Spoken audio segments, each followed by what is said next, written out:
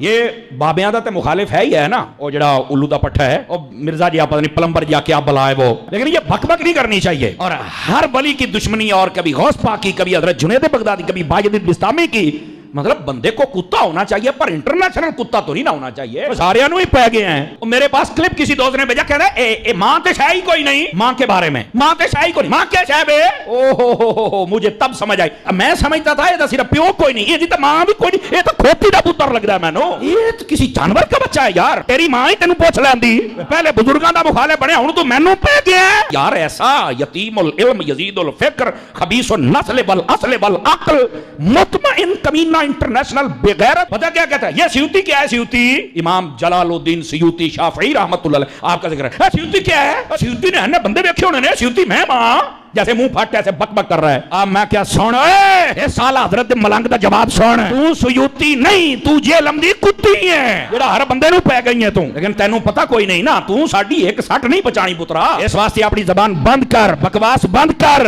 اینو سیوطی بنن دا چاہ چڑھے ہوئے۔ میں کہا بلے ہو شیرا، کیا بازاد دی کوٹ کی لی چھتیریاں نو جپے، آپ کو یہ نہ کہے کہ یہاں قادری صاحب آپ نے تھوڑا سا نا یہ اس کو کتی کہا ہے اور کھوتی دا بچہ کہا، میں کہا وہ آپ مندہ ہی نہیں مانوڑ، میں کران کی داس نا، وہ مندہ ہی نہ پیو نو منیا ہے، تھا میں حرام دا کہہ سی، اور پیر غفران صاحب نے بھی کہا تھا، سن لو نعرہ غفران دا، مرزا جیل میں حرام دا ان کا ہے، اور اس کا جواب نہیں دے حرامی بندہ کیا دے گا بتاؤ نا مجھے۔ تو ایسے فتنوں کا یہی جواب ہوتا ہے۔ میں کہا جا ایک کنجرا گل کرن لگیا، کنجر دماغ میں کنجر گل ہی ہونی ہے، تینوں شرم تو یا نہیں پئی آؤندی۔ اور اب تو اس مہینہ ایک مہینے کے اندر جتنا یہ ننگا ہوا ہے نا، اور جتنا یہ ایکسپوز ہوا ہے، میں کہتا ہوں اگر یہ بغیرت اور کمینہ اور حرامی نہ ہو تو یہ ویسے ہی مر جائے، اگر حلالی ہو تو۔ اتنا زیادہ ذلیل ہوا ہے، لانتیا تجھے نہیں پتا، ویسے بھی تو انجینئر ہے، رکشے کھول کے کس، تیرا توکی نہیں بنتا ہے شعبے، مولوی اسی 10 سال اسی پڑھے ہیں، یہ کہندے داڑھ تھلے آئے ہیں، میں نہیں اس کو کہتا داڑھ تھلے آئے، چونکہ اسی منہ جدوی شے پائیے، حلال شے پائیے، حرام شے کدی نہیں پائی اسی، اینو میں ویسے ہی رینج تھلے دیاں گا، پھر میں پوچھاں گا پتر ہوں دس۔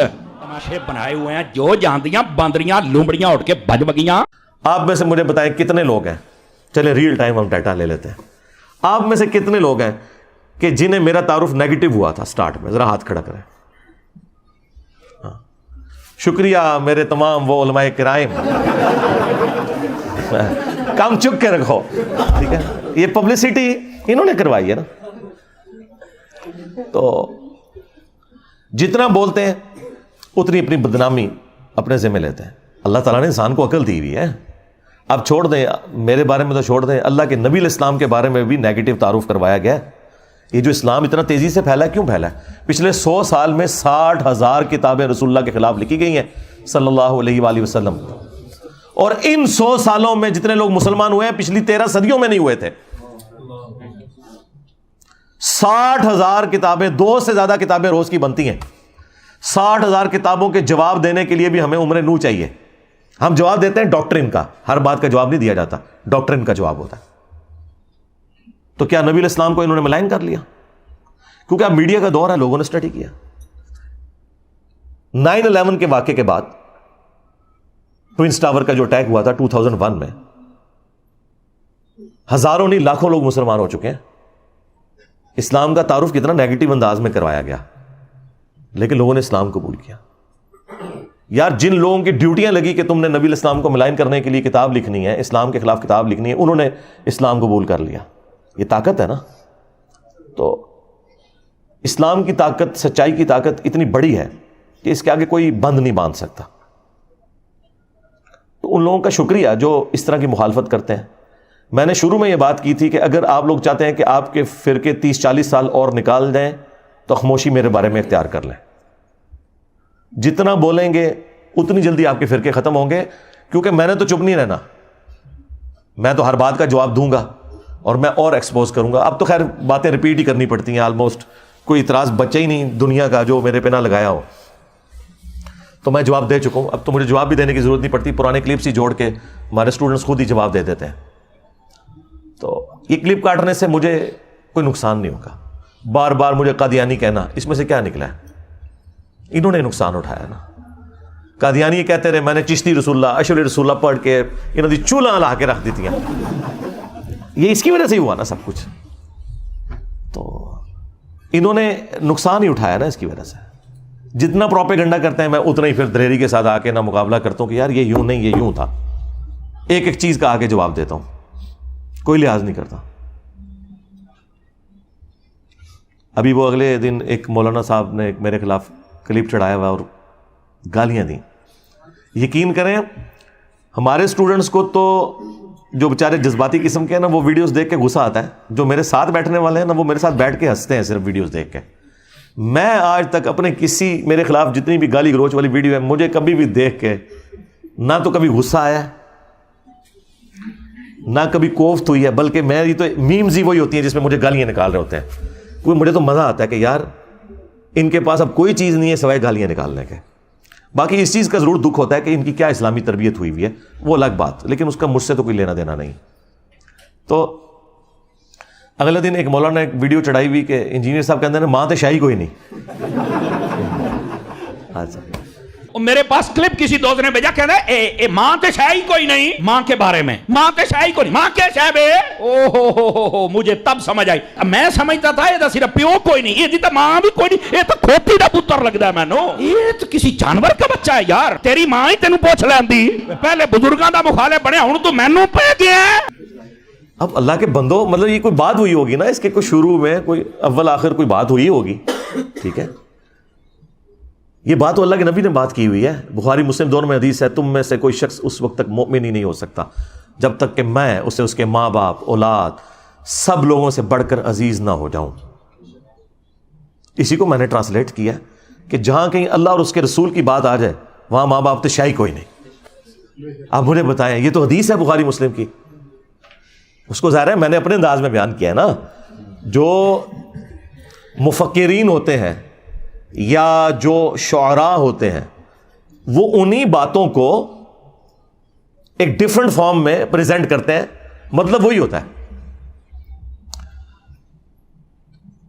صحیح مسلم میں حدیث ہے کہ بے شک اللہ تعالیٰ اس کتاب کی وجہ سے بعض لوگوں کو عروج دیتا ہے اور بعض کو پستی کا شکار کرتا ہے. اور یہ چونکہ مضارع کا صیغہ مستقبل کو بھی کفایت کرتا ہے کہ اللہ قرآن کی وجہ سے کچھ لوگوں کو عروج دے گا, کچھ کو زوال دے گا. لیکن ڈاکٹر اقبال نے اسی حدیث کو ٹرانسلیٹ کیا ہے ماضی کے صیغے میں. وہ زمانے میں معزز تھے مسلمان ہو کر اور تم خوار ہوئے تارک قرآن ہو کر. یہ جواب شکوہ کا شعر. حدیث میں تو یہ نہیں تھا, حدیث میں یہ تھا کہ اس کتاب کی وجہ سے قوموں کو عروج ملے گا اور بعض کو زوال ملے گا. مستقبل کی خبر تھی. ڈاکٹر اقبال نے اسے ماضی کی خبر بنایا, کیونکہ آج ہم مستقبل میں بیٹھے ہیں, ہمارے لیے تو ماضی ہو چکا ہے ہمارے ساتھ جو کچھ ہوا, چاہے وہ ہمارے ساتھ تاتاریوں نے کیا یا کلونین پاورز نے کیا, ہم نے خواری تو کاٹ لی ہے. تو اسی بات کو ایک ڈفرنٹ انداز میں انہوں نے پہنچا دیا کہ محمد سے وفاتوں نے تو ہم تیرے ہیں, یہ جہاں چیز ہے کیا لوح و قلم تیرے ہیں. اس پہ جواب شکوہ کنکلوڈ ہوا ہے نا. دیکھیں مولویوں کی کوئی تقریر ڈاکٹر اقبال کے شعروں کے بغیر مکمل نہیں ہوتی. اور کہتے ہیں علامہ اقبال نے فرمایا, علامہ اقبال کو کیڑی ڈگری سی دسو. ہاں تمہارے بڑے بڑے مفتی علامہ اقبال کو کوٹ کرتے ہیں اور علامہ کہتے ہیں. علامہ تو وہ نہیں تھے, وہ تو ڈاکٹر تھے. فلسفی میں انہوں نے پی ایچ ڈی کی ہوئی تھی. دین انہوں نے اسی طرح حاصل کیا جس طرح میں نے. بہرحال میں نے تو الحمدللہ جس لیول کے اوپر آپ کے سامنے بیان کیا ہے, تو ڈاکٹر اقبال نے بھی ویسے بیان نہیں کیا کہ آپ کو آیات یا حدیث کے کوئی حوالے بتائے ہوں, لیکن ان والے تک علامہ اقبال کہنے نے, انہوں تک کہنا چھوڑ دیں کہ محمد سے وفاتوں نے تو ہم تیرے ہیں, یہ جہاں چیز ہے کیا لوح و قلم تیرے ہیں. یہ اللہ کی طرف سے انہوں نے جواب دیا کہ اگر تو نے میرے نبی کے ساتھ وفا کی نا اے امت محمدیہ صلی اللہ علیہ وآلہ وسلم, پھر ہم تیرے ہو جائیں گے. اور یہ دنیا تو کوئی چیز نہیں, لوح و قلم پہ بھی فیصلے پھر تمہاری دعاؤں کے اوپر ہوں گے اگر تم میرے نبی کے وفادار رہے. اب یہ قرآن و حدیث میں ان الفاظ کے ساتھ تو کہیں بات موجود نہیں, لیکن پورے قرآن و سنت کی تھیم یہی ہے کہ کی محمد سے وفاتوں نے تو ہم تیرے ہیں, یہ جہاں چیز ہے کیا لوح و قلم تیرے ہیں. لہٰذا وہ حدیث کہ تم مومن ہی نہیں ہو سکتے جب تک کہ میں تمہیں تمہارے ماں باپ اولاد سب لوگوں سے بڑھ کر عزیز نہ ہو جاؤں, یہ حدیث پڑھ کے اس کی جب تھیم بیان کرے انسان, ان لوگوں کو سمجھائے کہ جن کی مائیں کہتی ہیں کہ اگر تو نے داڑھی نہ کٹائی تو میں دودھ نہیں بخشوں گی, اور زبردستی وہ بچوں کی داڑیاں مڑوا کے اپنے لیے بھی جہنم کا سبب کرتی ہیں اور اپنی اولاد کو بھی جہنم میں دھکیلتی ہیں، اور اپنی بچیوں کا حجاب اتروا دیتی ہیں کہ اچھے رشتے نہیں ملیں گے، اور بعد میں بھی جو ملتے ہیں رشتے وہ بھی جو گند کھاتے ہیں بعد میں وہ بھی پتہ چل جاتا ہے۔ تو ایسے ماں باپ کو پھر ہم نہ سنائیں کہ ہم نے اللہ اور اس کے رسول کی بات ماننی ہے، تو سیدھے شاہی کوئی نہیں۔ ماں باپ کے ساتھ اس نے سلوک کا حکم اللہ نے دیا ہے۔ اگر ماں باپ اللہ اور اس کے رسول کے باغی ہیں پھر ان معاملات میں ان کی بات نہیں مانی جائے گی۔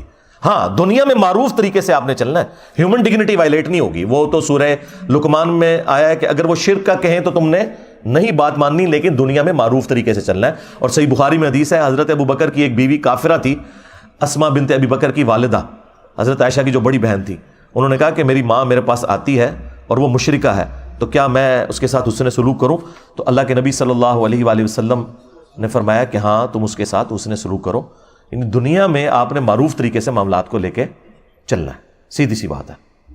اس طرح آؤٹ آف کانٹیکسٹ تو آپ جس کی بھی چیز کو کاٹتے رہیں، اس کا تو کوئی اینڈ ہی نہیں ہونا، آپ جو مرضی کرتے جائیں۔ لیکن آپ نے فرق دیکھا، ہمارے اسٹوڈنٹس یہ حرکت کسی کے ساتھ نہیں کرتے، اور ہمارے مخالفین کرتے ہی یہی ہیں، اور اپنا لقمہ اس کے منہ میں داخل کرتے ہیں، اور پھر کہتے ہیں جی جوڈیشری سے کیسز کیوں فارغ ہو جاتے ہیں۔ یار جوڈیشری میں جو لوگ بیٹھے ہوئے ہیں وہ ملوٹے تو نہیں ہیں، تمہارے بزرگوں کے عبادت گزار تو نہیں ہیں۔ جوڈیشری نے تو اپنے معاملات کو لے کے چلنا ہے، انہوں نے آئین اور قانون کے مطابق معاملے کو دیکھنا یہ بات اس طرح ہے یا نہیں ہے، اس کے بعد انہوں نے فیصلہ سنا دینا، ان کو تو اس سے غرض ہی کوئی نہیں ہے۔ تو یہ اسی لیے اس طرح کی آؤٹ آف کانٹیکسٹ چیزیں فارغ ہوتی ہیں کہ وہ باتیں ویسے ہوتی نہیں ہیں۔ اور دوسرا، ان چیزوں سے آپ کو یہ پتہ چل گیا کہ ہمارے مخالفین کے پاس نہ اب قرآن بچا ہے نہ سنت بچی ہے کہ وہ پیش کر سکیں ہماری مخالفت میں۔ پہلے بھی خیر کوئی نہیں تھے پیش کرتے، ابھی بھی کوئی تھوڑا بہت کوئی پڑھن پہ گئے نے، تو وہ دی وجہ صرف یہ ہے کہ میں نے قرآن و سنت بیان کرنا شروع کیا، تو اب یہ جمعے کے خطبوں میں تیاری کرتے ہیں اور کوئی نہ کوئی قرآن کی آیت یا حدیث بیان کر کے کوشش کرتے ہیں کو پبلک کو بتائیں، ریفرنسز دیں نہ دیں ان کی اپنی مرضی۔ تھوڑا بہت کوئی ابھی علمی شغف بھی آیا تو ابھی آنا شروع ہے، اچھی بات ہے، ہم اسے اپریشیٹ کرتے ہیں، ایسے ہی ہونا چاہیے۔ تو اس لیے میں جب کسی ٹاپک کے اوپر بات کروں اور وہاں پہ تفصیلی جواب ریکوائرڈ ہو تو میں بتا دوں گا آپ کو کہ بھی فلاں ویڈیو دیکھ لیں۔ ہر دفعہ تو میں ہر جواب کو رپیٹ نہیں کر سکتا، اس کا تو پھر ہم تو یہاں کئی دن بیٹھے رہیں گے سوالات کے جوابات کے لیے۔ ورڈک دینا یہ میری ذمہ داری ہے، پرچی پڑھ کے آپ تک بات صحیح طریقے سے پہنچانا۔ اچھا، یہ باتیں میں جان بوجھ کے اس لیے کرتا ہوں کہ میں آج کے دور کا انسان ہوں۔ ہمارے استاد ڈاکٹر سراج صاحب رحمہ اللہ تعالیٰ ان کی غلطیوں سے درگزر فرمائے، انہیں نیک کاموں کا اجر عطا فرمائے۔ یہ میں ڈمی میوزیم والے ڈاکٹر سراج صاحب کی بات نہیں کر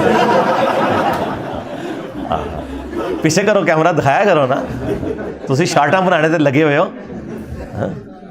تو میں ان کی بات نہیں، اوریجنل والے ڈاکٹر سراج صاحب کی بات کر رہا ہوں، یہ ہم نے ان کی یاد میں رکھا ہوا ہے انہیں۔ تو ڈاکٹر سراج صاحب رحمہ اللہ تعالیٰ کی کافی ساری باتیں مجھے بعد میں رہ کے یاد آتی ہیں۔ وہ ایک بات یہ بھی کہا کرتے تھے کہ جو بھی نبی الاسلام کے پیٹرن پہ دعوت کا کام کرے گا تو اسے ان تمام تکالیف سے گزرنا پڑے گا جن تکالیف سے اللہ کے نبی الاسلام، ان کے صحابہ اور اہل بیت گزرے ہیں علیہم السلام اجمعین و رضی اللہ عنہم اجمعین۔ تو کسی نہ کسی درجے میں۔ اور دوسرا وہ یہ بات کیا کرتے تھے، وہ کہتے تھے مجھ سے بڑے قرآن کے علماء موجود ہیں لیکن لوگ ان کی تقریر میں بھی عربی خطبے میں ہی جاتے ہیں، اور میں کوئی عالم بھی نہیں ہوں لیکن لوگ میری بات سنتے ہیں۔ وہ کہتے تھے اس لیے کہ میں MBBS ڈاکٹر ہوں، جس کی وجہ سے میرے پاس دنیاوی تعلیم ہے، اور میں آج کے دور کا انسان ہوں۔ جب میں بات کرتا ہوں تو میری آڈینس کو پتہ چل جاتا ہے کہ یہ کوئی 700-800 سال پہلے کوئی ابن تیمیہ کا شاگرد کہیں سے کوئی لمبی عمر پا کے تو بات نہیں کر رہا، یا کوئی 150 سال پہلے کوئی اشرف تھانوی صاحب کے پاس کوئی بیٹھنے والا کوئی بابا نہیں تھا کہ وہ پرانی اردو میں اور پرانی مثالوں میں باتیں کر رہا ہے، بلکہ وہ فیل کرتے ہیں کہ یہ آج کے دور کا انسان ہے۔ تو اس میں نے ایک اور چیز ایڈ کر دی ہے کہ چونکہ میری طبیعت کے اندر مزاح ہے، تو میں کوشش کرتا ہوں کہ اس انداز میں بھی، مزاح کے انداز میں بھی کوئی بات کنوے ہو جائے کسی سلوگن کے ذریعے، کسی اور ذریعے سے، کہ آپ کے دماغ میں نقش ہو جائے۔